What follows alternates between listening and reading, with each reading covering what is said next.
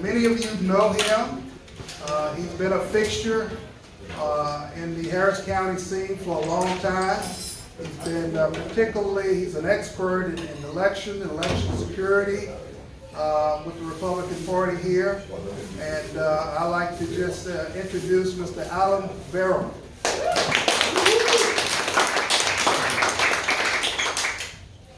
Thank you so much.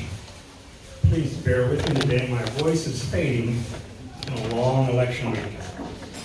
This will not be a speech. This will not be inspirational. This is going to be a report. It will be alarming and infuriating. Earlier this year, during the heat of the fight over the primary election, some guy named Alan Vera looked at the TV cameras from every major Houston TV station and said, "Incompetence is the perfect camouflage for malfeasance." I refuse to use the word incompetence anymore in discussing elections in Harris County. We're long past that phase. The accurate words to use are malfeasance and collusion. We're there. Before we get to the details of the major infractions that characterize this election, let's review what I told you the last time I was here. It seemed like just yesterday. I told you that Plan A for election integrity in Texas is that 99% of all adult Texans live their lives according to traditional Judeo-Christian principles. A return to moral conduct is the real solution to our election integrity issues. But I pointed out that thousands of people across the state have consented to being human agents of powers and principalities of darkness. They're working to undermine this state and this country which God himself founded. So I pointed out to you that we need to have a Plan B in case Plan A takes too long. And Plan B is a three-legged stool. 1, deterrence. 2, prevention. 3, real-time intervention. Deterrence means clearly written, unambiguous election laws with appropriate penalties for every violation or omission. Prevention. Prevention involves persuading the wrongdoers that the likelihood of their being caught is high. That's prevention. Real-time intervention means treating the theft of ballots as seriously as we treat the theft of money from a bank in an armed robbery. I told you that many of the sections of our election code are still ambiguous. They're not well written. And they allow evildoers to twist the meaning for nefarious purposes.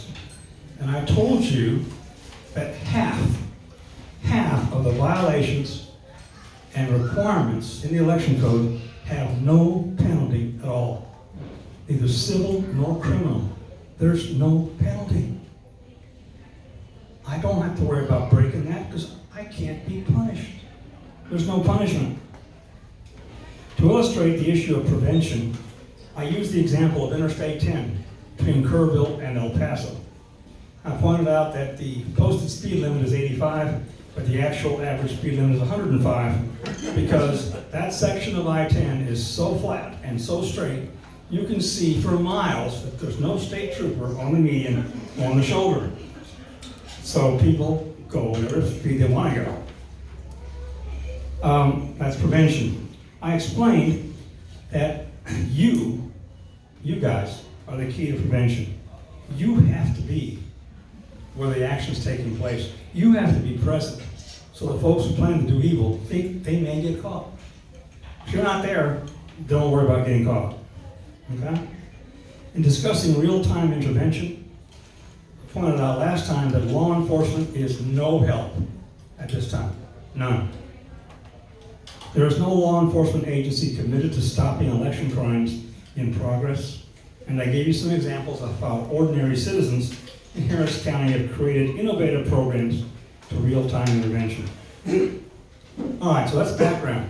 What happened this election? November 8th, 2022, general and special election in Harris County. Harris County, Texas, and Maricopa County, Arizona, have replaced Broward County, Florida, as the election laughingstock of the country. Think about it. Those of you who are old enough to remember the presidential election in 2000, remember that that year and for years afterward, Broward County, Florida was the cesspool of elections in the U.S. If something was going to go wrong, it was Broward County was going to screw it up. Today, you're living in one of the two main cesspools of election integrity in the U.S. I'm not sure that there's a bottle of Rid-X big enough to clean out the mess we have in Harris County. Let's get into some of the details of this iteration. Let's start with pre-election problems. The problems with this election began long before the first day of early voting. The pre-election problems included the placement of election workers, the selection of polling places, and the election judge training provided by the corrupt office of the elections administrator. For counties of our size, the parties are required to submit their first list of election workers by June 30th. That's the law, June 30th. By this date, this year, Harris County Republican Party submitted more nominees for election positions than I've ever seen since I took this position in June of 2014. For early voting and election day, we submitted twice the number of names the county requested. Twice the number. That should have been a slam dunk. But not when Harris County gets involved. The office of the EA chose to completely screw up what should have been a straightforward process. Without notifying the party, they began blanketing the county with emails requesting election workers. They ran advertising requesting election workers. They created chaos and confusion among the majority of Republicans who were willing to work the election. What happened? When people that we had nominated got an email from the county asking, would you like to work the election? They said, I've already been nominated by the party. I don't need to respond to this. Because they didn't respond to this, they were kicked out. They were kicked out and the party was not notified. That's dirty. That's dirty. Okay? Gee, I've already been nominated by the party. I don't have to reply to this email. That's ridiculous. And they failed to notify the party that they disqualified those participants. Not since the Tower of Babel has there been so much confusion over a simple project in this area. Not since the Tower of Babel. But wait, it gets worse. Polling locations. The election code states that it's preferable to hold elections in buildings owned by the taxpayers. That's what code says, okay? And the code states that any publicly owned building has to allow the election to be held in its facility. But there's no penalty for that. There's no penalty for refusing. There's no penalty for schools saying, no, you can't have the election here. So they ignore the law. The EA informed the party that none of the school buildings in traditionally Republican areas had agreed to provide space for the election. The party contacted each of these schools individually and were told that the EA had never called the school. Had never contacted them. There was no penalty in the election code for the EA lying about facilities for polling places. And they do. They lie continuously. But to further cover themselves in this activity, the first thing the Democrats did when they took over elections in 2019 was to agree to a settlement with the Department of Justice over the Americans with Disabilities Act and violations in Harris County at polling places. They entered into a consent decree, okay, in order to deny Republican locations. What are you talking about, Alan? The ADA section of the DOJ promptly disqualified many school buildings in traditionally Republican areas as being non-ADA compliant. Well, we did an open records request. We wanted to see them all. And do you realize that a building is not ADA compliant if there's not a bus stop within 1 block? Oh my God. So all of our buildings are disqualified. All of Northwest Harris County is disqualified. Yeah, pretty much. Well, 1960 has bus stops, So, so like Jaeger would have keep been going on okay, here. but. Hello? So the games continue, and that is absolutely offensive. The open records request revealed all this information. There's no penalty in the election code for collusion between the county election administrator and the Department of Justice to deny Republicans their traditional polling areas. Training.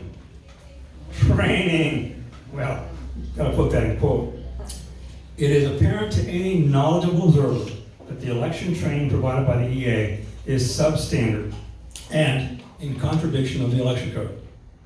The Texas SOS Election Advisory 2018-08, which interprets the code, tells you how to interpret the code, okay? It gives very clear directions to the election clerk on how they should handle the voter and photo ID. The very first words out of the clerk's mouth are, do you have one of these 7 forms of ID? That's what the SOS says. Do you have one of these 7 forms of ID? And if the voter says yes, then the voter's stuck. The voter has to produce one of those 7 forms of photo ID. Harris County said, well, which form of ID would you like to use to vote today? That's not what the election code says. It's not required, okay? The county training was ridiculous and in violation of the election code. The entire purpose of the photo ID is to ensure that the person presenting himself to vote is who he says he is. It's ID, identification. Let me identify this person, okay? So, if the voter presenting herself is a woman in a nice dress, but the photo ID shows a bearded man in a lumberjack outfit, we may have a problem here. Not in Harris County. Not in Harris County. Harris County does not want to offend the LGBTQ voters, so they instruct the election workers to not pay attention to that. But that's crazy. We were told that in the training. We were told it doesn't matter what the picture is, whether or not it matches the person. There's, that's preposterous. The purpose of photo ID for voting is to ensure that the person presenting themselves to vote is who they say they are. And that's it. And it's pretty rigid. And there's no excuses, no exceptions, okay? But, guess what? There's no penalty in the election code for not enforcing the photo ID. I know there are hundreds of other examples. You all work out there. You experienced them all. Training was horrible. It was horrible. It was as bad as it's ever been. All right, so now the election's about to begin. The Signature Verification Committee is ready to meet on October the 20th, a Thursday before early voting began. On October 19th, I filed a complaint with the Secretary of State predicting how the EA was going to break the law in processing mail ballots on the 20th. Pretty good, huh? On the 20th, I got a call from our alternate judge and who said, yep, he's doing exactly what you said he would. So I called the SOS, and fortunately, there's penalties for that, so they stopped it. They were not scanning both sides of the carrier envelopes. The Signature Verification Committee has to see both sides. They were not letting the Signature Verification Committee see all the ID numbers in the voter registration records. They were telling them just to compare the ID number on the ballot with the ID number on the application. Well, ballot harvesters just died and went to heaven because they forged an application and they made up a number. They got a ballot, they sent the ballot in with the same made up number and they matched. Oh, wonderful, that ballot gets counted. There's a problem there, folks. It went on for one day, the SOS stopped it, but there were 700 ballots. that were improperly processed on that day. Okay? Guys, these little decisions, they're serious. They're serious. When you have people who lost by 1,000 votes, I mean, it gets serious. So, problem ballots at the polls. OMG. Okay. We have the same election equipment as Tarrant County, Fort Worth. They have a 2-page ballot like we do. Legal size, 8.5 by 14, 2 pages. They had 0 jamming and scanning problems. We had out the wazoo, because the Tarrant County EA does preventive maintenance and calibrates the machines before every election. They calibrate them. They take care of the equipment. They don't have ballots being rejected. But we do, because we can't find, we've done open records requests, we can't find a document that has the preventive maintenance schedule for our election equipment from the EA. Okay? A couple of days into early voting, the problem with ballots not scanning was converted into an even bigger problem by the EA. So here's what goes on. Most voters, they finish voting a 2-page ballot. They scan, the first one usually scans okay. It's the second page that doesn't scan. The correct procedure is to take that second page and put it in the emergency chute, and it'll be dealt with in Central County. Pretty simple. No. So now what we did, the county told the judges in early voting, if the second page won't scan, issue the voter a new access code and give them 2 additional ballots. Have them vote the ballots. And then try to pay attention so they don't feed both ballots back into the machine, in the scanner. Tom can tell you, he didn't have enough clerks to watch all the voters. Not both. Not close. The open records are beginning. I'll guarantee you, when you look at the final report, you're going to see a whole lot of undervotes. Undervotes. Because what happens is when you issue a new ballot access code, okay, you create a new serial number. So my first page that's scanned has a serial number on it. It's not the same as the serial number on the second one I scanned. It's a different serial number. So we have all thousands and thousands and thousands of page 1s with a serial number that are going to show up as undervotes. Why? Because there's no votes on the second page. They're undervotes. Watch it, you'll see it. It's going to be horrible. It's going to be horrible. We fought back and forth with them for days.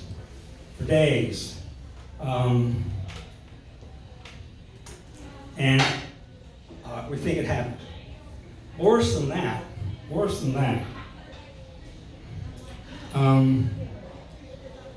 the central count team going into the emergency chutes swear that there were a lot of spoiled ballots in the emergency chutes, which got duplicated and counted.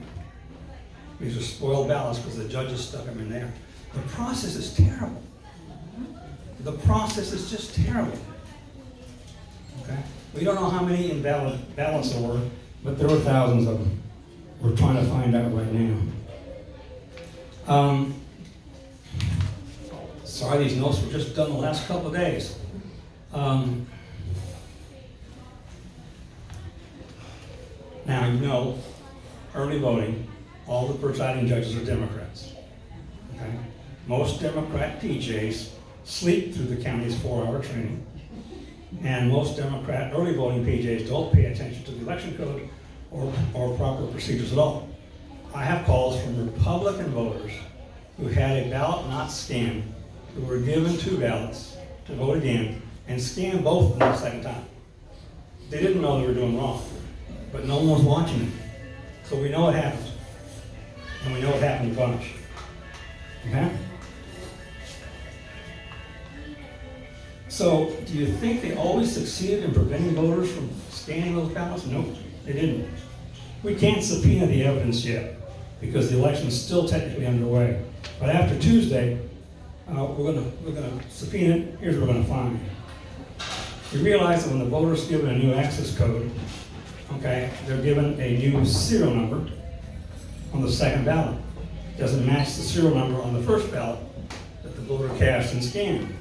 So we're going to find thousands and thousands of ballots with unique serial numbers that only have votes cast for candidates on page 1, not page 2. Okay? And I have a source in the EA's office that's told me that the number of access codes issued during early voting and election day was an all-time record. All-time record number of access codes. That's access codes per voter. Normally it's like 1.12. We're into 2 and 3 now. Wow. That's how many access codes they issue. They're just manufacturing ballots. There's no penalty in the election code for that violation. You guys sick yet? So, expect to find thousands and thousands of these orphaned ballots, and we'll have the lawyers decide what to do with it. But wait, there's more. There's more.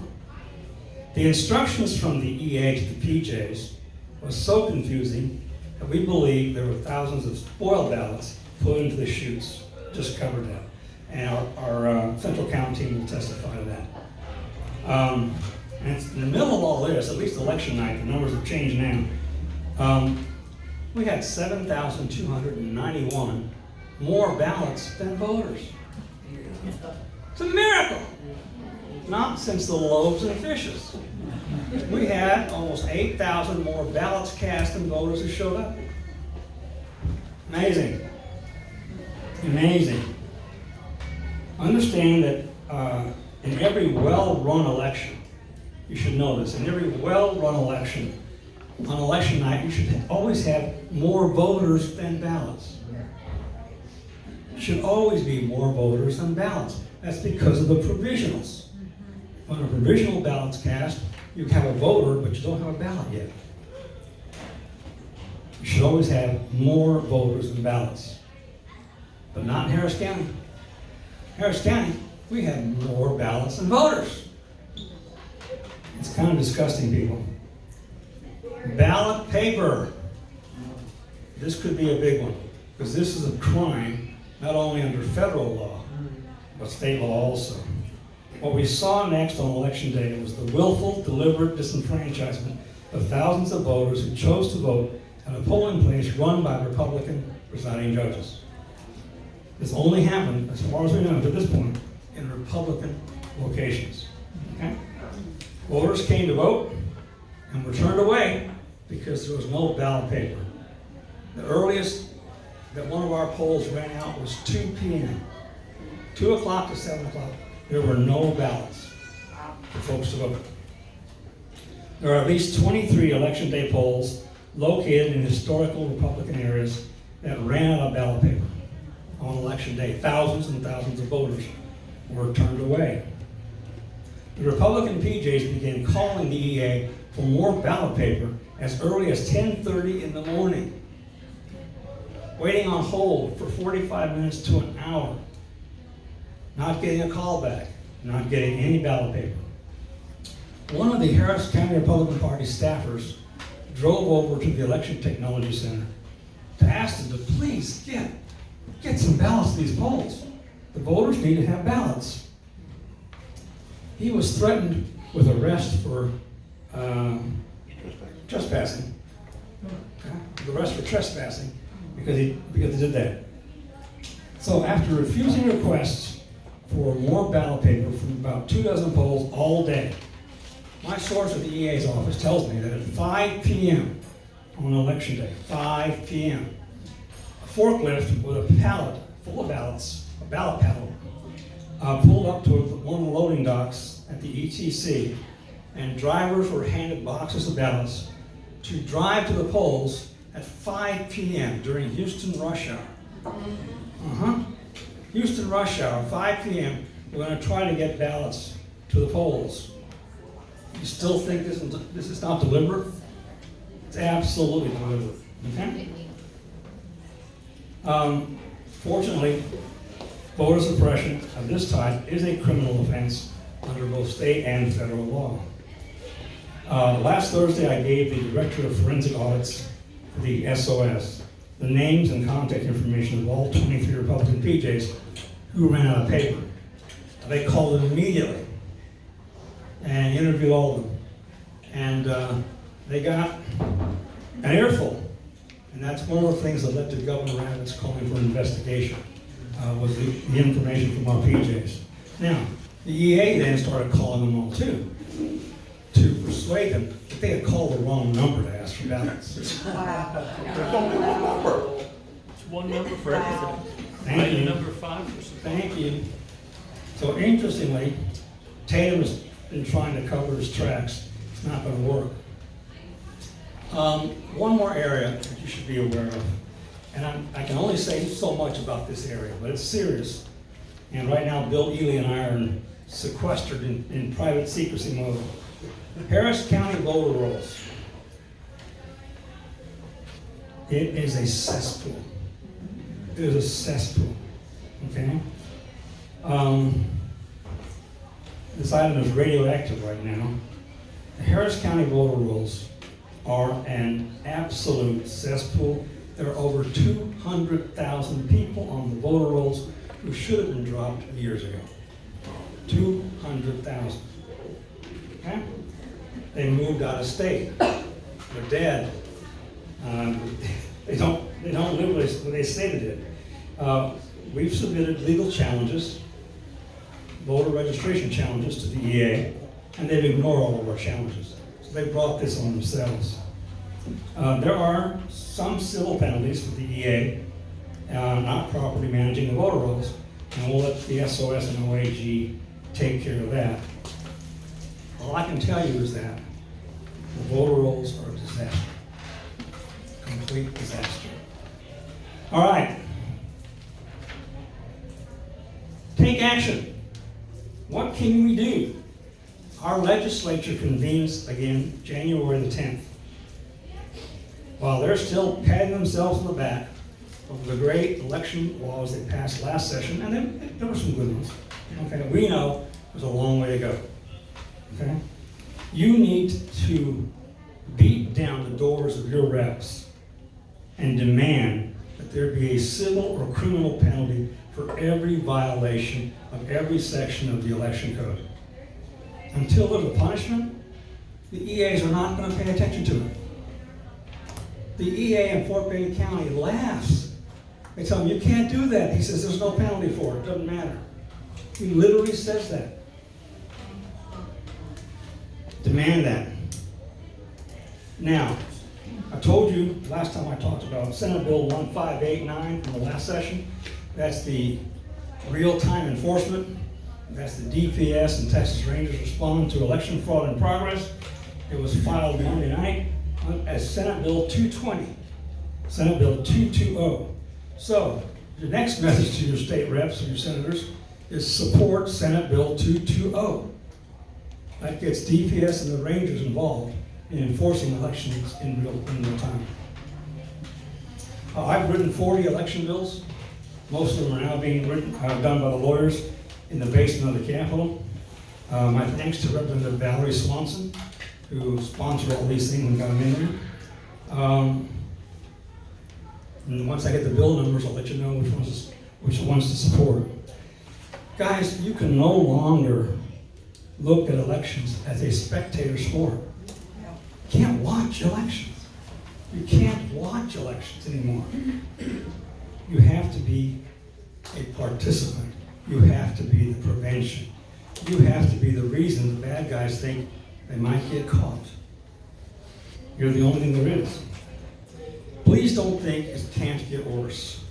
The Democrats will take that as a challenge, and they'll find a way to make it worse.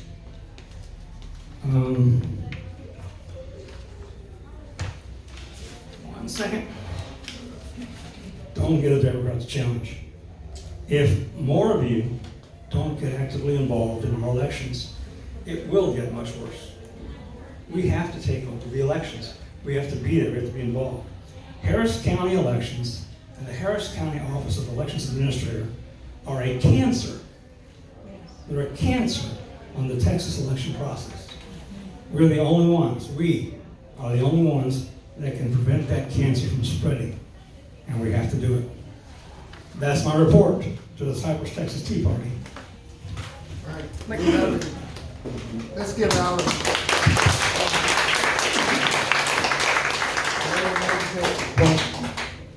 Microphones. Mr. Vera? Yes. I voted right over here at Cypress Top Park or Jorgens Hall. And my ballot didn't scan correctly. The first page scanned and they couldn't get the second page to scan right away. And then I saw a flag and then they were able to get the second page to scan. And I saw another flag. And I said, what's wrong here? I shouldn't have seen two flags for the page. And they said, oh, we've been having this problem all day. This is normal. And I thought that was weird. And then when you brought it up, I thought, well, maybe there is a problem. So was my vote good? That's my question. I don't know. I can't tell you. I mean, I think that the issue with the flag appearing, that is an artifact of the process. It's not key. It's a communication to the voter. It's not key to the processing. I think that your ballot would not have fallen into the ballot box if it had not scanned correctly. So I think yes. I think your vote counted, but I can't swear to it. Thank you very much. Appreciate your being here. No, I just wanted to look at me. Alan, I've heard you over and over again say, in not so many words, that prevention is worth 10 tons of cure. And what we're hearing from the Harris County Republican Party, and I know you don't speak for them, is that the attorney is saying, do-over. Any possibility of that at all? No comment. Thank you. I want to do over. I want to do over. You were that last night there was a flip in one criminal court race. Mm-hmm. I think it flipped about 500 votes. Do you know anything about that? Yeah, that's all provisional ballots. That was all provisionals. Alan, is any candidate going to ask for a recount? I don't know about recounts. I know there's a lot of meetings going on right now between candidates and attorneys. So something is coming. I have a similar story, I think. This is a Republican voting area. I don't want to do the drive up. So they gave me the equipment, went ahead and voted, everything seemed fine. First page scanned around, the went in okay. The second one was a problem, it just wouldn't go. So they took the equipment back and basically brought me out, brought it out again, same thing, and same kind of problem, the second page wasn't gonna work. I'm going to be getting into the details, you're not quite right. So at that point, they said, can you come in? I was able to do it, so I went in there, voted kind of like ordinarily on the machine, and the ballots went ahead and just dropped them in the box and all that. So I guess my question is, what happened that time? Can you even tell what my vote counted? Do we know? I have no idea. They said that it was a rainy day. Mm-hmm, right. Now, Humidity. we don't have rainy days in Houston, but we had a rainy day. And they said that the Humidity. the humidity was preventing the paper from going through the machine. Mm-hmm. Right. Right. Well, when you don't maintain the machines, right? If you maintain the machines, they'll work. We did have humidity problems when we dealt with curbside, because I had problems sticking the ballot into the machine, so it would print. So there is some to that, but not that much. Thank you very much for your succinct description. I have family and friends who have decided Harris County is lost. will you provide a copy of your notes and a copy of the recording that was made so I can send those and anybody else can distribute it? I can't provide the notes. I'm recording it, I'll put it online. Okay, lots of people need to know about this. So if you have any friends who are scratching their heads, they need to see this talk. Thank you very much for doing it and everything you do. Well, I guess the question is, you talked about 200,000 voters who should have been removed from the voter rolls, right? Mm-hmm. Have we seen anybody voting for those disqualified voters? I would answer that, but I can't. That's all on the top secret project that we're working on right now. Yes, people vote for voters who shouldn't be on the rolls. It happens a lot in Harris County. Alexi? Yes, there's a specially called Harris County Commissioners Court meeting at 2 p.m. Tuesday to approve the canvass. It's requested by the election, requested by the elections administrator. Any of y'all are welcome to come down and meet me there and speak. You get 1 minute. How can they approve it if it's under investigation? Is that legal? Yes. The canvass is a bureaucratic procedural issue, okay? The fact is, okay, the canvass, by 5 p.m. on the second day after the canvass, you can request a recount. You have to wait till the canvass is over. 45 days after the canvass, you can file an election challenge to have your election thrown out. That's the odd part about Texas law, guys. The party cannot file to throw out the election. Each candidate has to file a lawsuit to overturn their election and toss it out and have a do-over. So remember all the number of candidates on that ballot. That's how many people have to do it. Okay? So that's the law. Yes. Following the Texas Criminal Court of Appeals ruling that only if the district attorney for a county has requested help can the Attorney General of Texas get involved, has that qualification been met? No. No. Kim Mogg has not asked for help. So asking for an investigation was not enough. She has to actually refer it to the Attorney Correct. General of Texas? Yep. Okay, thank you. Yeah, don't hold your breath waiting for Kim Mogg to ask Paxton to come in.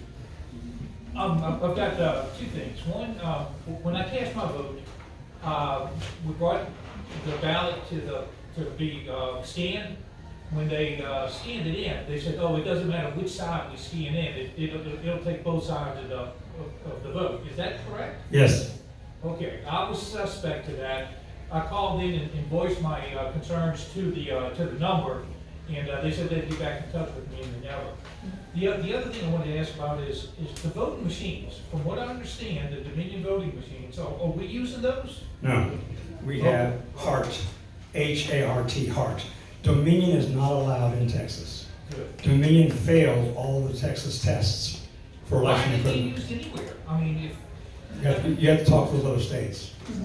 Texas banned Dominion. this is totally childish, immature. I mean, for us to sit back and say we've got elected officials that are truly not being elected, this is not good for our country. We need to do something. I want to be part of something to work to figure out how to stop some of this stuff. I know it's legalese. I know that a lot of things get trapped in the legal process, but this has got to stop. Thank you. We'll ask questions. We'll talk more about this, but that is done. Just more questions for Alan. For those that may don't come often, right, we do a rant at the end. We're going to have plenty of time to rant, right, and talk about the issues like you're bringing up now, but let's respect Alan's time, just getting some questions. I may be behind, but has a final decision been made on what happens to the provisional ballots made after 7 p.m. on election day? I don't know, okay? I was at odds with the Republican attorneys over this one because the Supreme Court on election night stayed the lower court's ruling. The lower court's ruling kept the polls open till 8 and had everyone vote provisional. But the Supreme Court just stayed the ruling. So all the provisional ballots between 7 and 8 have all been counted, but they're in a separate V drive. They're not mixed with the other ballots. So the county has loaded all the election results without the 7 to 8 p.m. provisionals. That file exists. Then the official file has the 7 to 8 provisionals in there. So until one of the lawyers gets around to suing to have those thrown out, I don't know. Okay, because I also received a phone call before 8 p.m. to stop all voting. So at my Republican poll, we definitely stopped way before 8 o'clock. Yeah, we didn't. We got that message at 8:20 on the tablet after we'd shut down everything and had processed them all. Alan, in the past you've mentioned that Harris County had a possibility of losing a quarterly payment from the state. Whatever became of that? Nothing. Thank you. What happened is I filed voter registration challenges in September of 2021. I waited 2 months, did an open records request, and was able to prove that Harris County had done nothing with my challenges. So I went to the SOS and I demanded they invoke the terms of Senate Bill 1113, which cuts Harris County's Chapter 19 funds off, okay? That's $4 million a year to Harris County from the SOS. The SOS, back and forth, they just threatened and threatened and threatened. So they never cut off their money. But something happened because from April through July this year, Harris County sent voter registration challenge notices to 140,000 people. Okay, that's a lot. And in September of this year, 58,000 of those people were put on suspense, which means they didn't respond. They didn't reply. So that may be part of it. I'm just guessing. But the SOS did nothing. The SOS never does anything. Yeah. Can we, the people, file a lawsuit on this election? I don't know. You have to ask an attorney. I'm not a lawyer, so I can't tell you. Yeah. Class action lawsuit. Any more questions for Alan? Now, you've talked about the need to put some penalties in for all of the provisions, election provisions. Has any member of the legislature, either way, House or Senate, picked that up and started writing a bill that you know? Not as an omnibus bill, no. Just individually? Well, they're doing it one by one. They're adding this penalty for this penalty for that. But they're not doing something for the entire election code. Same train of thought, Alan. The issue with the AG being able to weigh in or prosecute election fraud, right? That whole debate whether or not he has the authority. I think you helped get a bill passed a couple years ago that allows a neighboring county. But isn't that the same thing where Paxton can't weigh in? And can you in other words, if we had felonies for every possible crime in the code, if no one prosecutes, still have the same issue. What's your thoughts on how that plays out? It doesn't play out. Right now, there's a bill working that would overturn the Court of Criminal Appeals decision on Paxton. It's a workaround. It will allow Paxton to start prosecuting election fraud again. That's all. That's the big one. That's the big hope. As far as the other counties, understand, guys, hypothetically, if some of the Republican candidates in this election chose to file suit to challenge their election, if it were to happen, those cases would not be heard in Harris County. That's a conflict of interest for the judges. So they go to an adjacent county. I understand that. And we're all hoping for Montgomery County, where they got some good judges still. I wanted to ask a little bit about turnout. So history in my precinct, so I have a way of looking at that. In my House race in 2018, Dwayne Bohack won by about 40 votes, and my precinct, in my precinct, he won by about 30. In my House district this year, Lacey Hull won by about 170. And Alex Mueller won by 275. The boundaries changed slightly. I got a trailer court of illegal aliens and drug dealers added. I'm assuming that I didn't get 200 extra Republican voters out of that. So comparing those two, it looks to me like we got Republicans out the wazoo. We had a record turnout at our polling location. I can't always tell what that means, but we had 70 people in line at 7 a.m. and it took us until 8 p.m. to clear the people that were in line at 7. And then I've heard people say, we didn't have enough voter turnout to overcome things. And I can't tell how much is my perception and how much happened elsewhere. I don't know. I don't follow those stats at all. I know that Lacey Hull benefited from redistricting. They made her House district a little more Republican. Yes, that definitely is true. So that was easier for her to win, but that doesn't change my precinct. And my precinct was a huge fourfold increase in more Republican than Democrat. Yep. But now, Means you're doing a good job. who turned out for the other side? Well, yeah, so on that note, 126 is where is my precinct. And the turnout between Republicans and Democrats was par. And that was way out in the country. They were par. So if we're not 50%, if we're not 51%, we still didn't make it because we didn't get more. We don't know what the swings did, but as far as the party members, we came out at the same strength as the Democrats. This is a close election. So, Senator Hughes filed a bill that dealt with penalties. I thought that was going to be the one that was for all sections. This week? Yeah, it was this week. It was I a bill haven't filed seen with it. Senator Hughes. Okay. I haven't seen it. That'd be great. I mean, it said basically to bring back felony penalties. Oh, well, okay. What that might be a correction of the disaster that happened to Senate Bill 1 on the floor of the House, when Republican Rep. Allison reduced the penalty for knowingly voting illegally from felony to misdemeanor. That may just be restoring those. On turnout, I would just say, regardless of what happened in a particular precinct, we know that there were about 150,000 fewer voters in this election than voted for Republicans in 2020.